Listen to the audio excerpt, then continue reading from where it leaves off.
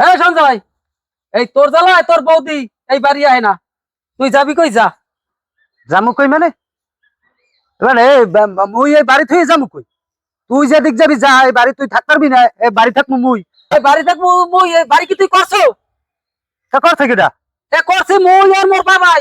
মুই কামাই রোজগার করছি, বাবাই বাড়ি করছে। এ বাড়িতে তুই কিছু দেও না, তুই কিছু করো না। তুই কোথায় যাবি? যা।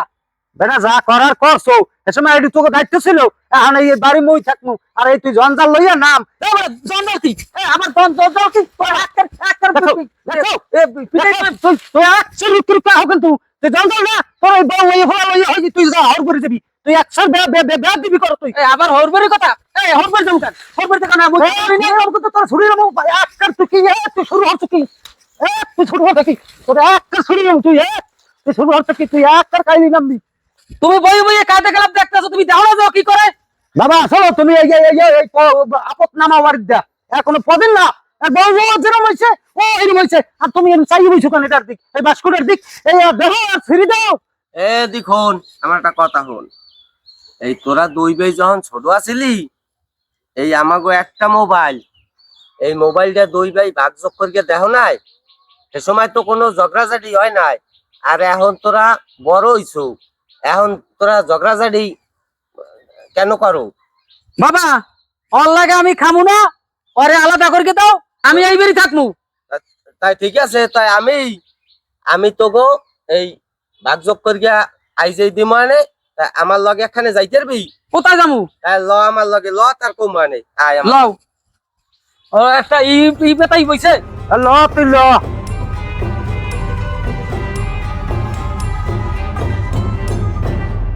এই 3-4 ঘন্টা তো গাড়িতে চলতে আছি, কত দূর যাবার? আর বেটা ঘন্টা আনে চালাইলেই মোরা যাইয়ে পড়মু। এই নাম, এই আইয়ে বলছি মোরা। বাবা তুমি আনছো কোন জায়গায়? এদিকে একার গ্রাম ভিতর, আর একার জঙ্গল মঙ্গল হগল। আয় বেড়া, ওই আর একটু সামনে আয়, তার দেখিস কেন। এই আনছো কোন জায়গায়? এদিক সব চারিদিক জঙ্গল। আয় বাবা, ওই যে ওই সামনে আয় আয়, তার কম আনে। ওদিক দেখ, এই যে ঘরটা দেখছো, এই তো দাদুর ঘর। এই আমাকে ওই পুরান বাড়ি। বাবা, মগজ একটা পুরান বাড়ি আছে, এত তুমি আগে কও নাই?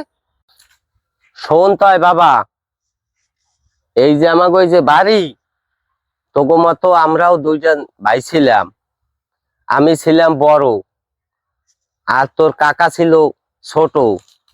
তাই আমরাও তোগো নাহান ওইরকম বাজাবাজি করিয়া শেষে এই বাড়ি আমারে দিয়া আমার ছোট ভাই এই বাড়ি ছাড়িয়া রাগইয়া চলিয়ে গেছে। সে যে কোথায় গেছে আজ তোমাতে তার কোনো খোঁজ আমরা পাই নাই।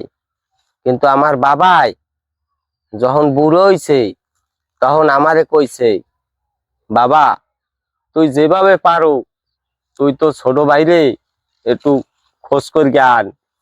আমার বাবাই ছোট ভাইরে দেখতে চাইছে মৃত্যুর আগে, কিন্তু আমি অনেক খোঁজাখুঁজি করছি, কিন্তু কোনো কায়দায় আমি আমার ছোট ভাইরে আনগে আমার বাবারে দেখাইতে পারি নাই।